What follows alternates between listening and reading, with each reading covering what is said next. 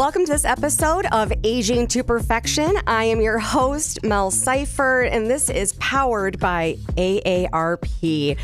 We want to make sure that this podcast is engaging women and men, if they feel so compelled, about aging issues and how to age with perfection. So today on this episode, we're going to talk about intuitive eating. If you listen to my previous episode, we talked about intermittent fasting, and one of the benefits of this is knowing what your body wants. So I'm calling this episode, Let Them Eat Cake. Mm-hmm. So I am here today with Paula Johnson, who's an occupational therapist and a naturopath and has been intermittent fasting for decades? No, about 2.5 years. 2.5 years. Mm-hmm. Okay, well, welcome, Paula. Yeah, thank you. So in your 2.5 years, what have you learned? Oh, wow. Yeah. I keep learning every day. Okay. Because as we talked in the last episode, what intermittent fasting is, there's a few ways to do it. And the way I do it is what's called time-restricted eating. So I have an eating window and I have a fasting window. And I just track my eating window, which can be anywhere from 3 hours to 12 hours. Okay. So it just depends on what's going on that day. I've had such amazing benefits with, especially we were talking the last one at the very end about not having diet brain, being able to eat whatever you want. So when I first started, there is a little bit of a learning curve. You cannot wait to start eating. So when your window hits, and that gets better over time as your body becomes what they call more metabolically flexible, mm-hmm. or you start what they call you turn on the switch, the fat burning switch. So what happens with that is that when you don't have food, your body is able to then use all the benefits of your body of cleaning up your body. Okay, is not going to digestion. So if you're eating all day long, let's say, you're snacking. We've all heard 6 meals a day, right. Small meals, all that. That's going to rev up your metabolism. Well, that's not really true. What happens is when you first initially eat, yes, you have a little bit of a dip in your metabolism going up, but it doesn't sustain and stay there because insulin is in your blood, and insulin is a storage hormone.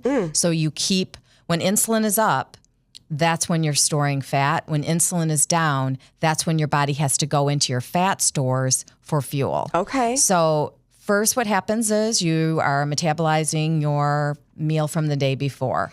Okay, you go through that first.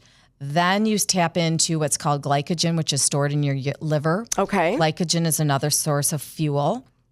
And then when the glycogen is gone, then your body goes, oh, and they call that switching to the metabolic switch, the fat burning switches. Now we got to go to your fat stores as fuel. Okay. And I feel that when that happens, believe it or not. So basically I get a little bit of a rumble in my tummy, and I'm like, okay, I'm about to go. And then all of a sudden, no hunger. That is insane. Literally no hunger. Really? And you can go a long time after that because now you're not hungry. Okay. And what's interesting about with everything going on with these GLP-1 mm-hmm. drugs, the Ozempics, the Wegovy, those kinds of things, it has the same effect. It's basically mimicking intermittent fasting. So if you want to do it the natural way, you do intermittent fasting. If you want to use, and I'm not passing judgment, I'm just saying it. Yeah. The mechanism is the same in terms of how it works. You're decreasing insulin. Yep. And then you go in, once you decrease insulin, you go into fat storing or fat releasing. Yeah. Well, I did an episode called Is Getting Slim Shady. So if you are interested in learning more about those GLP-1s, go back and listen to that one.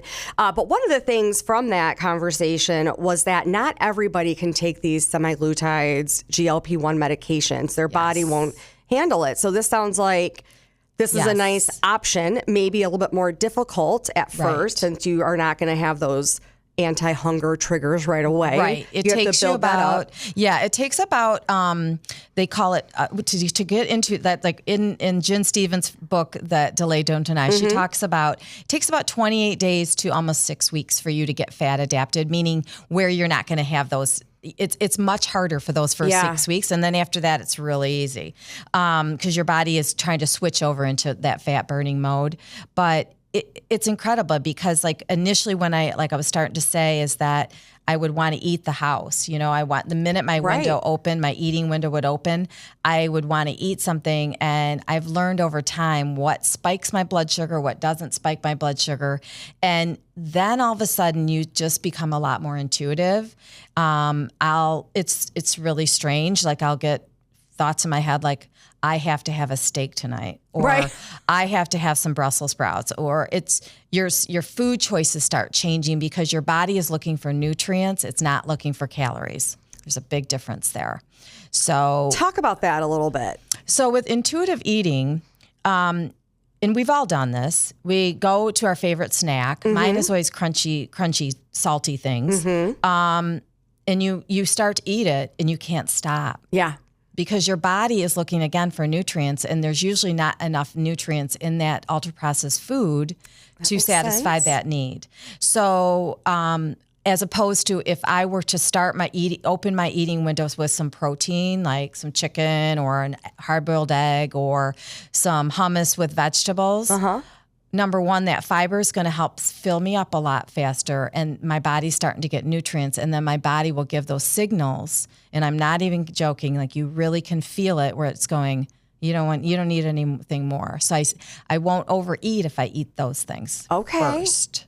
Okay. It's not to say I'm not going to have those things. Right. I'm just probably going to change when I eat those things. Right. So I might have it later. I might have some popcorn later in the night, or I might have a dessert. But if I open, and I've had this happen before, if I open, for example, with alcohol, haven't had anything to eat 20 hours or whatever, and I have alcohol, I'm going to eat the house because now I'm really, really spiking my insulin. I was going to say your sugar and that blood. And then once you spike insulin, then blood crashes and then you're really hungry. Okay. So I've just learned what things help me stay satiated and what things don't. And it's usually things that have real nutrients are the things. So I've always heard that it takes about 28 days to form a habit or break a habit or anything like that. So it sounds like ish, I know that's more 3 weeks, 4 weeks, but yeah, you said 6 weeks to do this. So how everybody gets so much information. Everybody's like, okay, you have to do the, find blue zones, do the Mediterranean diet,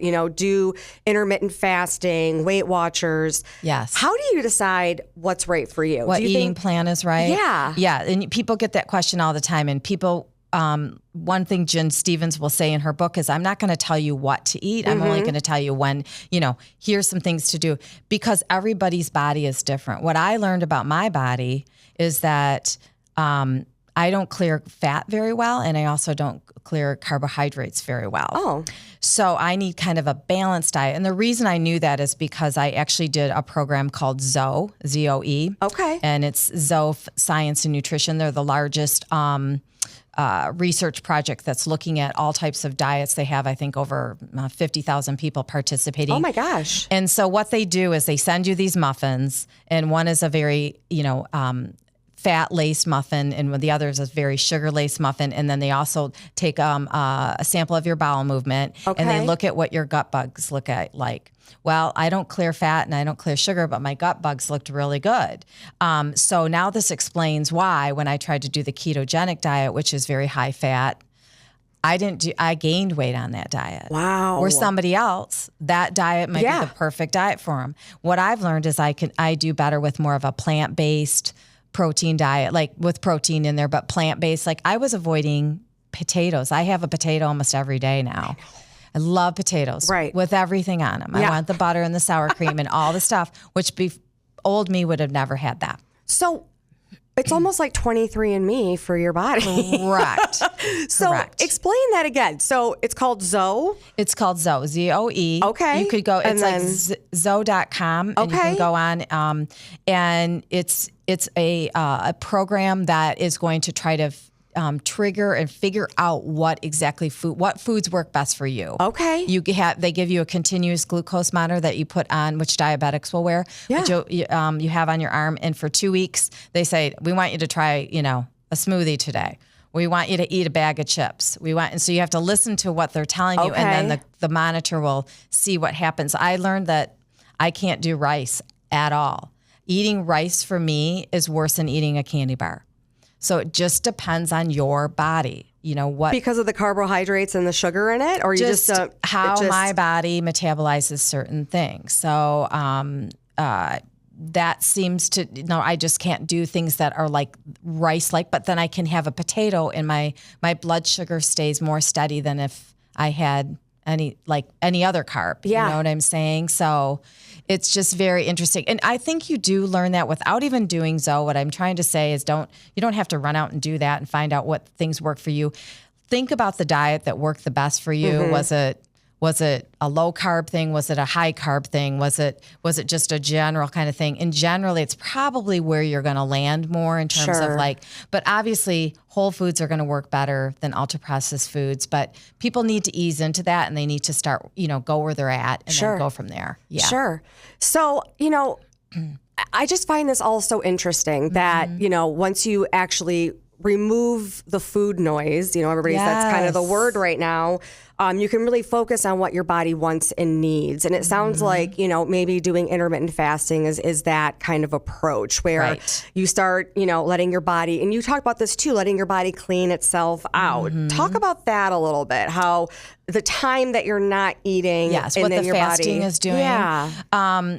Yes, because the fasting part is just as important as the eating part. And a lot of people think, the fasting part, if you're intermittent, I might as well fast 4 days. No, that actually is not, because that refeeding part is just as important as the fasting part. But in that fasting part, when your body does not having to deal with digestion, then it can do all these other metabolic functions in your body. Sure. So one of them is called autophagy, and all that means, autophagy just means cell turnover. So that's where you're going to get rid of the inflammation. That's where your skin's going to be better. That's where your So there's so many benefits, and it just depends on the person what the benefit's going to be. But like I think I said on the last podcast, the inflammation is probably the first thing you're going to feel. Yeah, that was really interesting. Yeah. And the second thing you're going to feel is this energy surge, because when your body is when you're in that fasted state, you're on ketones for fuel, and you don't need to do a ketogenic diet to do that.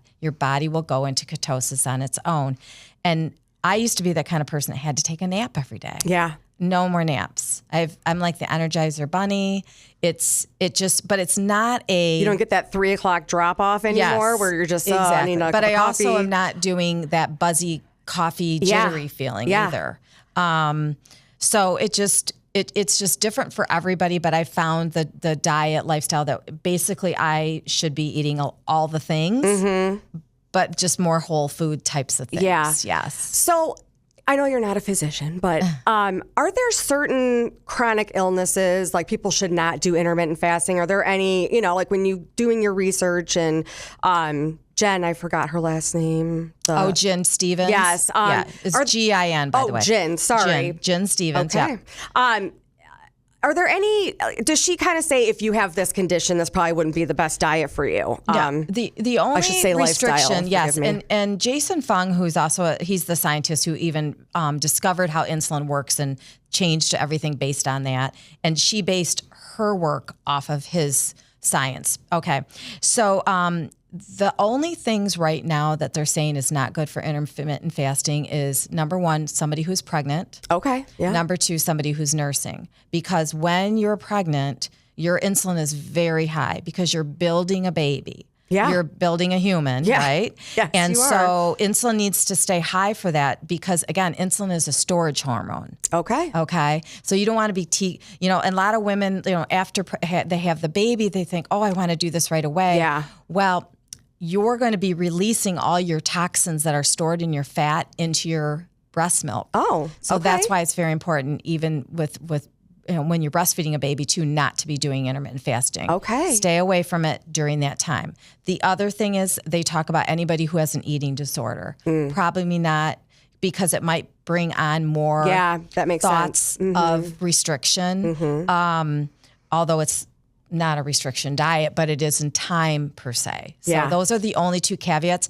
Everything else, Jason Fung is a nephrologist, so he's a kidney doctor, and he found this to be one of the best protocols for his kidney patients as far as getting their glomerular filtration rate down and things like that. So the benefits go. I mean, I hear people talking about skin tags go away, thyroid medicine decreases, all medications decrease, things like just digestive type of stuff. Any digestive thing is going to go away really quickly. So if you have Crohn's or all these different IBS or different kinds of things like that, that helps. Helps with the people with arthritis because of the decrease in inflammation. Helps with people, like I'm thinking just longevity-wise, my mom had some Alzheimer's right at the end of her life. You know, I'm trying to prevent that. So there's those kinds of it. So I've heard vision coming back. People's vision got better. They had to change their glasses based on that. It's just, it's crazy. It's really interesting. And I think the big piece of it is because of that decreased inflammation, and that decreased inflammation hits the body systemically. Yeah. Right? Yeah. This has been a great conversation. I'm like learning so much in this series that we're doing. So we just did 2 episodes. Listen to the previous one on how to begin intermittent fasting, all the benefits that it is. And, this one, let them eat cake, because you can obviously, when you're in your window, you can have your cake and eat it too. So we appreciate you coming in. Again, this is Mel Seifert. You're listening to Aging to Perfection, powered by AARP. And remember, stay perfect.